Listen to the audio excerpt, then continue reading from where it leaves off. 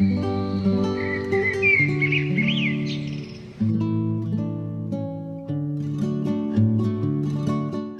the 1980s, the population of the Philippines has more than doubled. To make way for new developments, lands for farming continued to decrease in size. To compensate, farmers resorted to harsh farming practices that increased their yield but were harmful to the environment.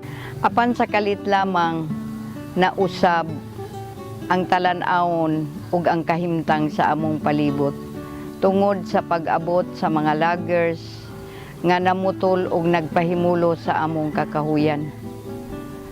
Ug ang dapit nga ilang gibiyaan giugmad sa mga mag-uuma nga nagamit na sa pagdaro ug gidungan pod ang pagtudlo kanamo sa paggamit sa commercial fertilizer sa among kaumahan. Atong panahona wala gyud mi maghunahuna ug maghandom nga makapaumaw di ay kadto sa among kayutaan kay ang among gihunahuna ug panglantaw mauman ang dakong abot sa kaumahan ug dakong income. Dako gyud mo problema kaming mga mag-uuma mao ang gastuhan sa land preparation sa ka hektarya nga mokabat sa 5 pingo sa 6,000 ka pesos. Para sa abaw kaming mga ordinaryo mga mag-uuma, bugat-bugat gini sa among bulsa kining gastuhan nga 5 pingo sa 6,000 pesos.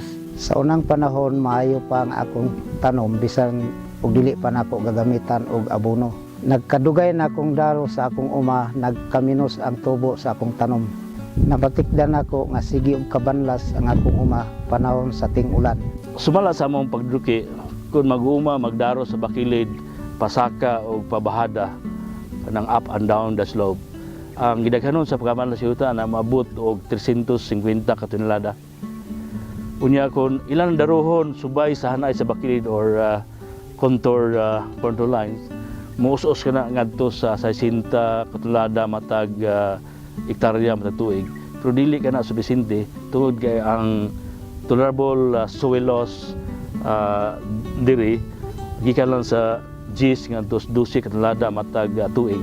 So kinahanglan pa gyud og mas maayo pa sa contour plowing mao kanang pag-adapt og natural adaptive strip, grass strip, para nga mo-reduce ang musos ang pagkabanla sa yuta ngadto sa duha ngadto sa unom katanada matag hektarya atong tuig nga makita nato nga below ubos ka sa tolerable soil loss. Dugay-dugay na ko nag-garden ani nga luna. Sukad sa una, ako na gitamnan og mais ug mga utanon. Gamit ako og abono ug chemical aron mo taas ang akong abot. Pero nagkadugay, nagamahal ang presyo sa abono ug chemical. Mao nga naglisod na kami og kapital para ipalit. Kung dunay laing pamaagi nga minus og gasto, pero taas og abot, mao'y among sundon. To precisely answer this problem, researchers from the World Agroforestry Center and its partners develop a new farming system for small farmers that can increase and stabilize their crop yields with modest investments.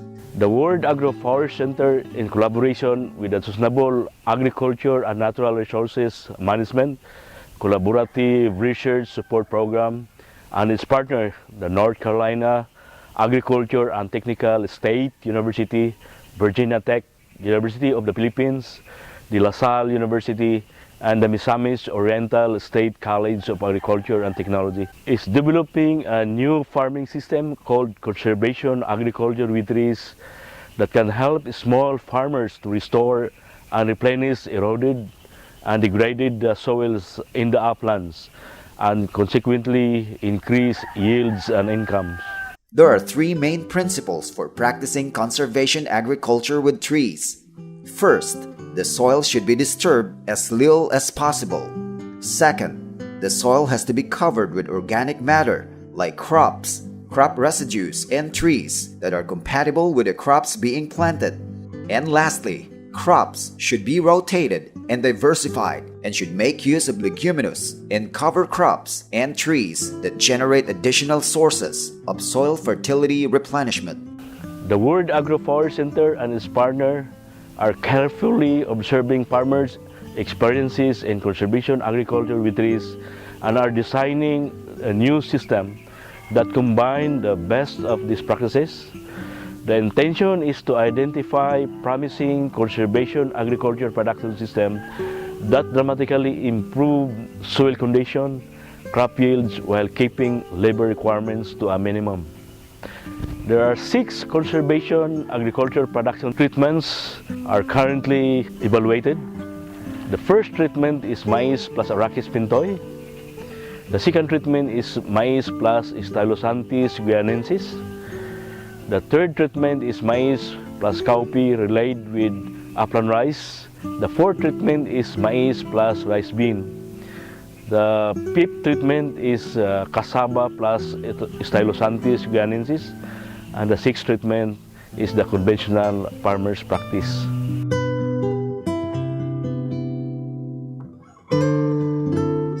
While these experiments are still ongoing, a number of farmers have already adopted some of these farming systems. Their motivations, practices, and benefits so far vary. Gidungan ako pagtanom ang Stylosanthis sa kasaba aron makatabang og katambok sa akong yuta. Sa una, nagdaro ko. Apan karon nagamit nako og dabbler sa pagtanom sa mais. Naobserbahan nako nga na minus ang akong trabaho. Naprotektahan pod nako ang yuta kay wa na pod ko magdaro. Wala na nako na disturbo ang yuta. Conservation agriculture with trees can help protect the soil by reducing disturbance to a minimum. It builds on the indigenous knowledge of zero and minimum tillage farming techniques traditionally practiced by indigenous farmers in the past. Usani karon kapamaagi sa akong pagpananom sama sa humay, kope, o gibutangan ako sa iti o chikindang para nga mabalik ang katambok sa akong yuta. By applying fertilizers in same locations every year, the land builds up soil fertility over time. And because commercial fertilizers are becoming expensive, animal and green manures is the better option for small farmers.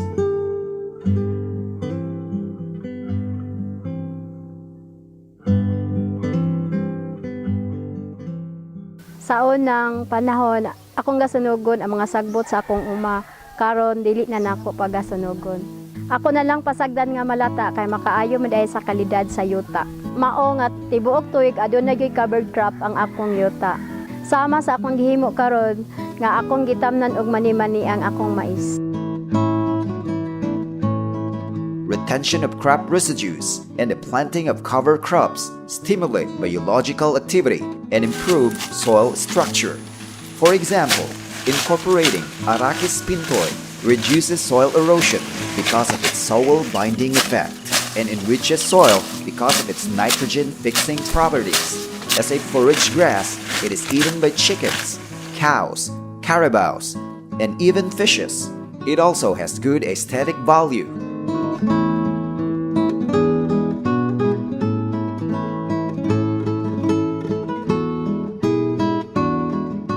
Daghang klase ang akong gitanom sa akong gamay nga uma. Ang akong pamaagi, gidungan akong tanom ang mais ug ang cowpea. Pag-harvest sa cowpea, gitamnan nako og humay. Pag-harvest pud sa mais, pulihan na pud nako siya og cowpea.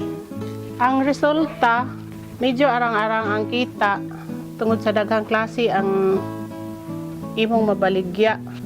Ug makatabang pud siya sa pagkaon, tungod kay makaon man ang humay ug ang mais ug ang cowpea makasustainer pod sa panud-an. Crop diversification also helps reduce the prevalence of pests and diseases, which tend to build up under monocropping systems. It increases soil fertility by including nitrogen-fixing legumes, such as cowpea. Farming systems that involve minimum tillage and retention or addition of crop residues accumulate more carbon than they release. The integration of trees in this system also increases the potential to store carbon. Conservation agriculture with trees can therefore play a role in the struggle to reduce global warming.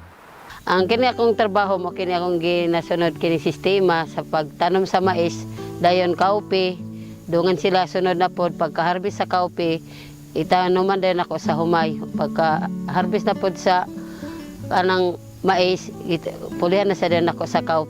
Tungod nini sad nga pamaagi, madoble pod ang akong abot na minus ang pagtubo sa mga sagbot. Tungod sa aduna kanunay magsunod nga tanom, minus pod ang gasto sa libor niya sa kabahin sad sa akong kaupi nakagahin pug ko para sa akong mga silingan nga moambit sila na pay makapanghatag. The integration of nitrogen-fixing trees improves soil fertility and increases crop yields. The use of tree legumes also helps to suppress weeds, reducing the labor of hand weeding. However, some additional labor is required to establish and maintain these trees. This means that conservation agriculture with trees is generally more labor-intensive than conventional cropping during the initial years of adoption.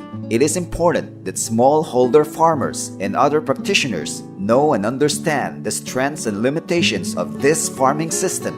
To this end, ICRAF conducts annual Farmers Field Day to share new information to farmers. Pagkabalo na ko nga naay training seminar sa ICRAF, miapil ko og suway. Kaya ron sa mahibaloan ako ang mga scientifico nga pamaagi sa pagpanguma. Isa sa akong nakuha dito nga pamaagi mao ang intercropping ug ang zero tillage. Ang pamaagi sa akong pag-intercropping, gitanom nako ang mais ug kopi nga wala na nako daruha ang gitamnan ang area. Ang benepisyo nga akong nakuha mao nga nakasave ako sa labor kaya dili naman ako magdaro nya na dili na sad mabanlas ang yuta kay wala naman mabungkag unya nidako pud ang akong ani sa akong tanom. Disseminating research-based knowledge and technologies is very important for our extension work. It provides our smallholder farmers best options and choices of farming systems and technologies based on their interests and needs. We do this through Farmer Field School, field demonstration, Farmer Fields Day, hands-on training, and many others. Indeed, the Philippine uplands are threatened by food insecurity, land degradation, and climate change. Small farmers need science-based solutions to increase the efficiency of their crop production systems. Solutions that build on the best of local knowledge and practice, and that are truly accessible and affordable. Conservation agriculture with trees can provide new options to better care of the land and increase small farmers' food production. Ang kaumaw sa atong yuta maoy hinungdan sa atong kapobrehon. Ang akong tambag nga kanato tanang mag-uuma kinahanglan magpadayon kita sa pagtuon sa pagpanguma diin ato na yung i-apply ang atong nakatunan sa pagpanguma sa atong umapod aron makita nato nga duna kitay tinusbawan sa atong pagpanguma. Tambag nako sa akong mga igsuon nga mag-uma nga mosunod kita sa scientific method of farming pinaagi sa CAP o di sa Sunrim nga pinaagi niini dili na mabanlas ang atong yuta panahon sa ting-ulan unya mas mudako pa unya ang atong ani sa intercropping ug mayo ang production mayo pud ang atong kita. Karon dili pa ulahi ang tanan. Ang yutang kabilin sa among katigulangan, among protektahan ug among ampingan tungod og alang sa sunod namo nga kaliwatan.